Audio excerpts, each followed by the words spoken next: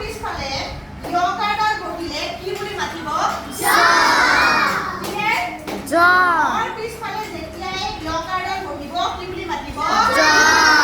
এইটো হৈ গ'ল। তাৰ পিছত আমি চাম এই তালিতীয় শ, মূৰ্ধন্য ষ, দন্তীয় শৰ পিছফালে ইয়কাৰডাল বহিলে কি বুলি মাতিব? জ। জ। ছ। ছ।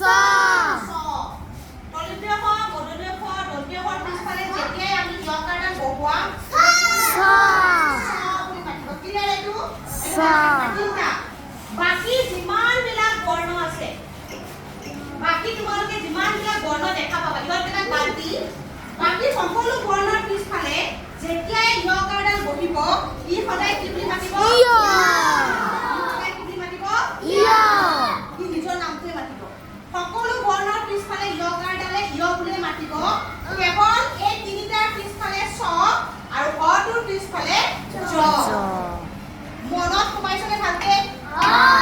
একদম তোমালোকৰ পিছফালে আছে ব্যঞ্জন বৰ্ণৰ চাৰ্টখন, তাতে চাই থৈ দিয়া যে এই তিনিটাৰ পিছফালে ছ, অটোৰ পিছফালে জ। ঠিক আছে?